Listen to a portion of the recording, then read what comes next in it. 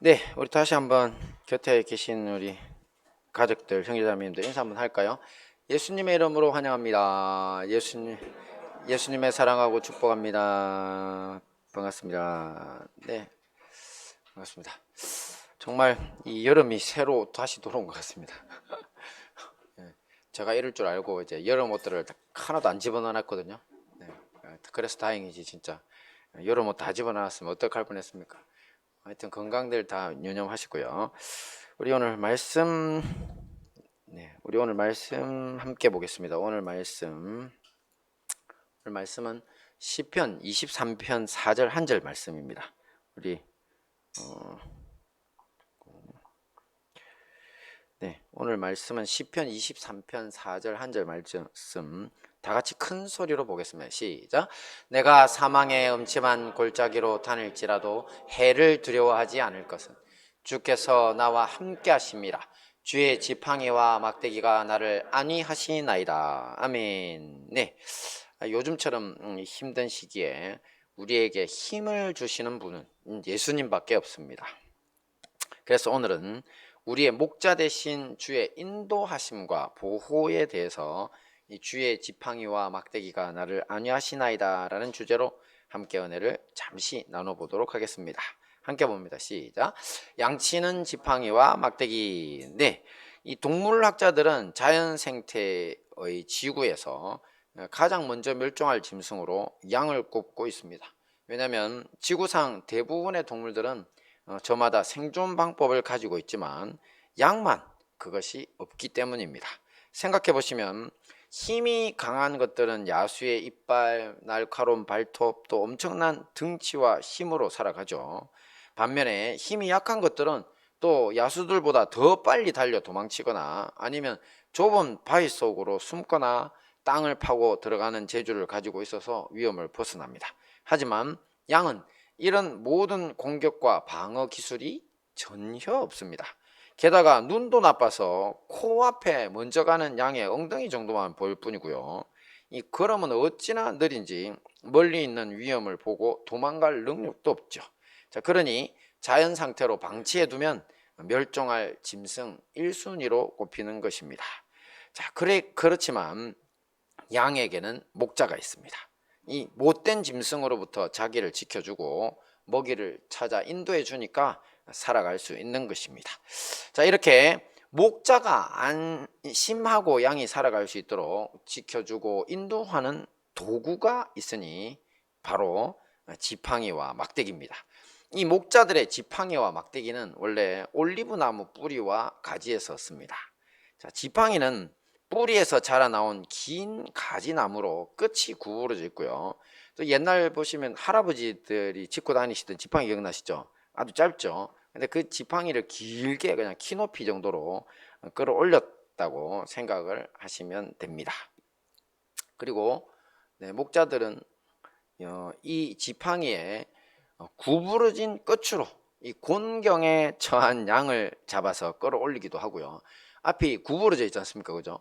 그 구부러져 있는 모습을 가지고 양을 끌어올리기도 하고, 제가 할게요. 저렇게 잡아서 당길 수도 있습니다. 끌어올리기도 하고, 또 엉뚱한 길로 가는 양을 당기거나 가면 목을 걸고, 아이들 제가 어릴 때는 우산 들고 친구들한테 장난을 좀 한 것 같은데 저쪽으로 하는 친구 목에 걸어가지고 당기고 제가 좀 개구장이었어요. 자, 그래가지고 하는 저게 바로 지팡이고요. 또 그리고 때로는 이제 저 끝으로 엉덩이를 가볍게 툭툭 쳐서 야 임마 이쪽 아니야 이쪽이야 이렇게 데리고 오기도 하고요. 또 물이나 진흙 같은 깊이를 알 수 없는 위험한 곳을 지나가야 할 때는 이 지팡이로 꽂아보면 깊이를 금방 알 수 있죠. 그래서 이건 양이 못 지나가겠다 싶으면 옆으로 양들이 안전하게 건널 수 있도록 또 합니다. 아주 다양한 용도로 쓰죠. 이에 반해서 막대기는 이 허리에 차는 곤봉같이 짧은 것으로 앞쪽은 매우 무겁습니다. 두툼하고요. 또 단단합니다. 반면에 그 몸통은 저렇게 가늘게 되어 있습니다. 이 목자가 양떼를 이끌 방향을 보고 여기 막 이렇게 얘들이 놀고 있어요. 그러면 저기를 보고 저쪽으로 가야 되겠다 이렇게 싶으면 이 허리춤에 차고 다니던 막대기를 꺼내가지고 저 멀리 빙빙 돌려가지고 딱 던집니다. 그러면 이 막대기가 어떻게 되죠? 앞쪽이 머리 쪽이 무거우니까 슝 날아가지고 쿵 하면서 떨어지겠죠. 자, 그 진동 소리를 듣고 양떼들이 다 그쪽으로 갑니다. 훈련이 돼가지고 말하자면 이 방향 지시계로 사용되고요. 하지만 이 들깨나 사자 또 곰 같은 맹수들이 양을 노리는 위기 상황이 되면 이 막대기는 강력한 무기로 돌변합니다. 이 먼 거리에서는 달려오는 맹수를 딱 들고 있다가 짧으니까 탁 던지면 이게 날아가 가지고 팍 맞춰 가지고 쓰러뜨리거나, 아니면 가까운 거리에 붙으면 그때는 그것으로 직접 맹수의 머리를 쳐서 이제 때려잡는 역할을 했습니다. 그 보시면은 그 골리앗 잡으러 갈 때 다윗이 그랬죠. 자기가 저 골리앗을 상대할 수 있는데 이 곰이나 뭐 사자나 이런 것들이 어린 양을 물고 가면 자기가 뛰어가 가지고 쳐서 쳐주겠다 그랬죠. 수염을 잡고. 그게 무슨 말이냐면 이 고양이과 동물 같은 이런 동물들은 수염만 잡히면 균형을 못 잡죠. 그래서 이제 물맷돌 같은 걸로 맞춰서 정신을 조금 혼미하게 만들어 놓고 수염을 잡은 다음에 곤봉을 꺼내 가지고 때려서 죽였다는 겁니다. 그만큼 아주 무서운 무기가 됐죠. 자, 그러다 보니까 재밌는 것은 다윗이 골리앗 잡으러 갈 때도 이 물맷돌과 함께 이 막대기를 허리에 차고 나간 것이 확실합니다. 우리는 옛날에 긴 막대기인 줄 알았는데 곤봉을 차고 나간 거예요.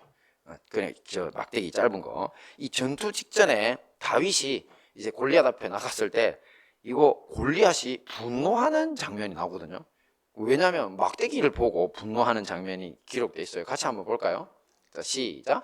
블레셋 사람이 다윗에게 이르되 네가 나를 개로 여기고 막대기를 가지고 내게 나왔느냐 하고 그 신들의 이름으로 다윗을 저주하고. 저 보세요.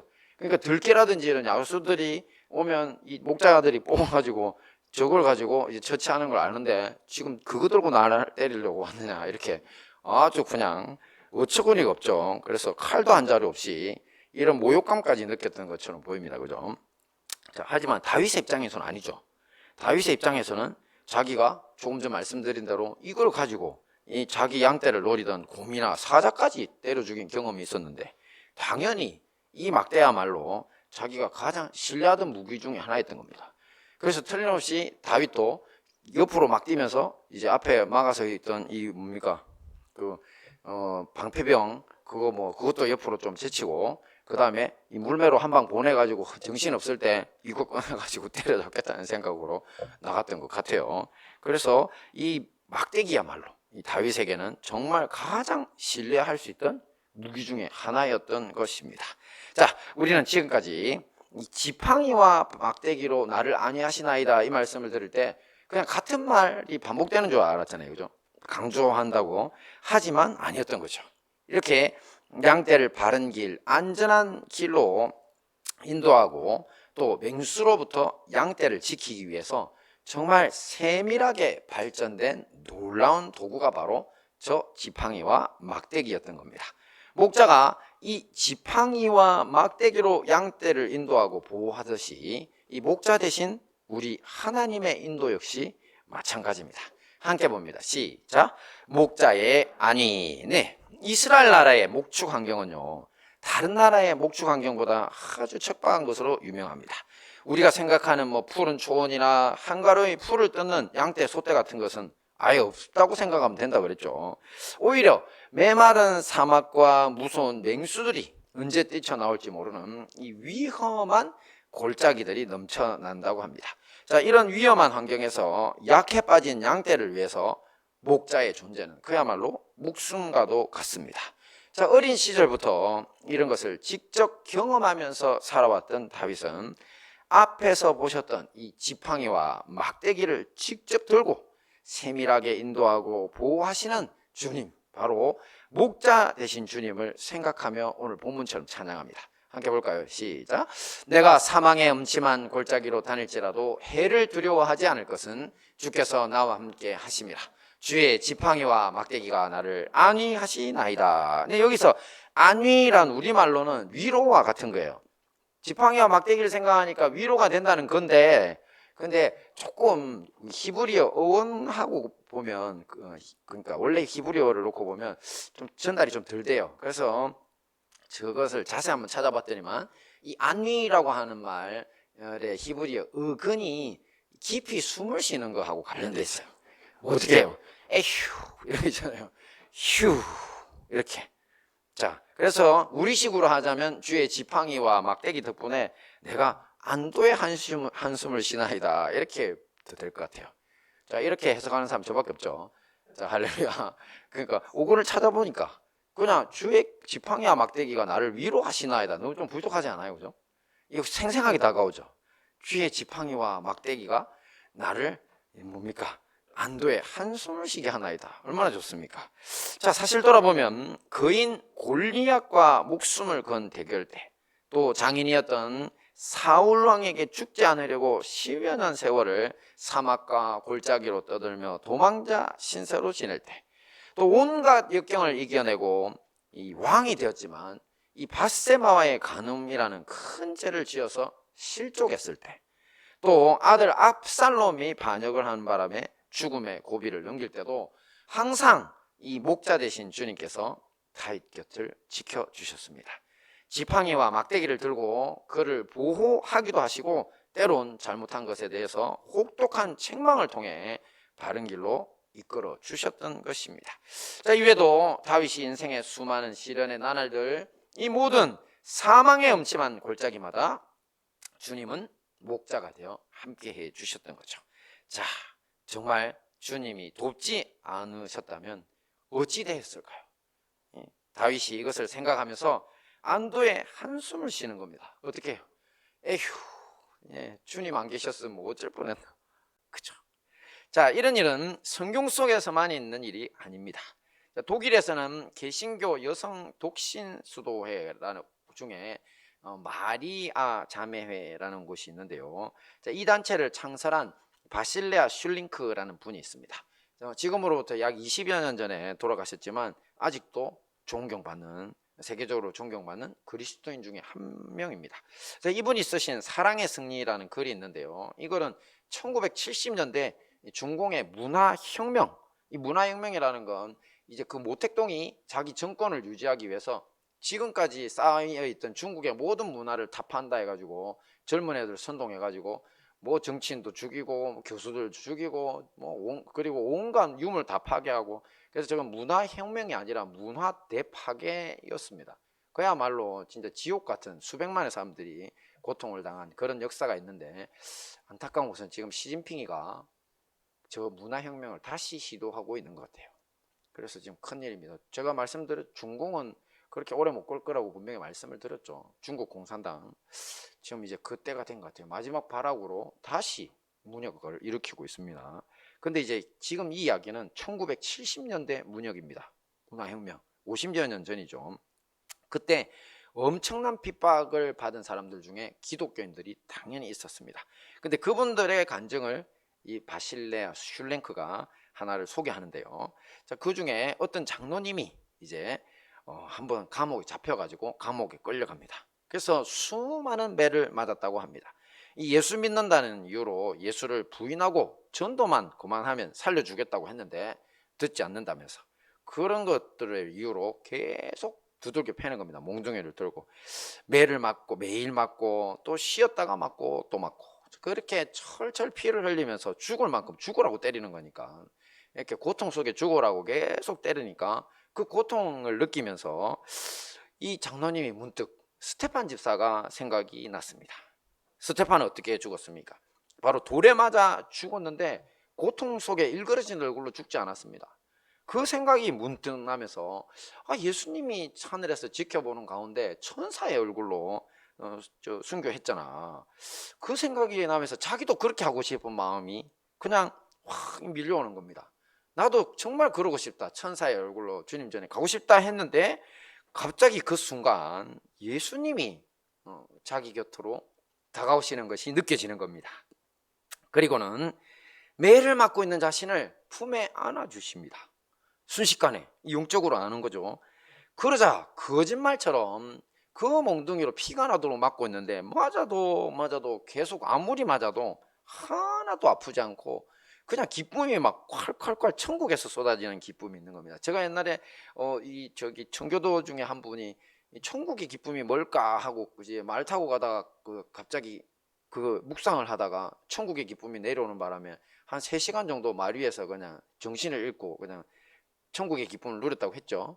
그래서 그분이 이제 나중에 정신 차려 보니까 말이 자기 가고 싶은 대로 다 가는 바람에 어느 자기 알지도 못하는 곳에서 그냥 시냇가에서 물 마시고 있고, 자기는 얼굴에 손을 대보니까 말이 얼마나 그냥 온 동네를 돌아다녔는지 가지 같은 데 다 찢겨가지고 피가 철철 나더랬잖아요. 근데 그걸 하나도 몰랐더라는 거죠.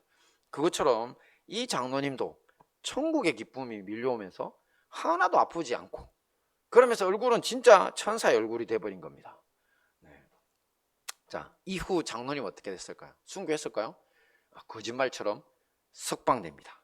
자, 그를 가두고 때리던 사람들이 갑자기 천사의 얼굴로 변해버린 장로님에게 놀래가지고 쫄아가지고 풀어줬다는 거죠.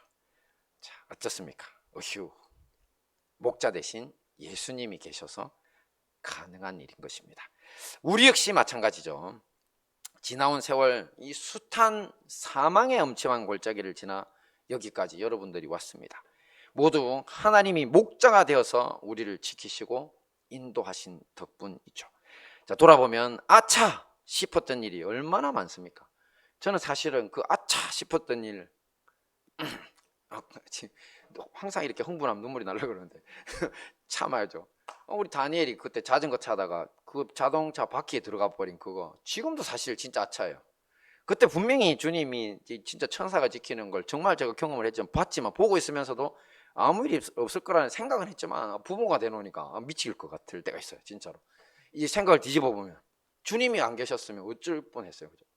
바퀴에 그냥 애 몸이 딱 바로 그냥 이만큼 남겨놓고 이제 끼고 있었는데, 진짜 그래요. 또 집사람도 마찬가지고 아차 싶은 일이 참 많습니다. 그래서 주님이 계셨기에 오늘 우리가 있고, 또 우리 가정이 있고, 또 오늘 우리 교회가 있습니다. 또 우리 대한민국이 있을 수 있는 겁니다. 그러므로 여러분, 혹시 지금 아니면 또 내일, 또 미래의 어느 날이라도 사망의 음침한 골짜기를 지날 때 반드시 기억하셔야 됩니다. 누구를? 우리 주님이, 그분을 향한 믿음만 내가 꼭 붙잡고 있으면 반드시 끝까지 주님의 지팡이와 막대기로 우리를 안위하실 것이기 때문입니다. 자, 이 모든 말씀으로 위로받고 승리하시는 우리 행복한 다니엘 교회와 형제교회 성도님들 되시기를 축원합니다. 아멘. 기도하겠습니다.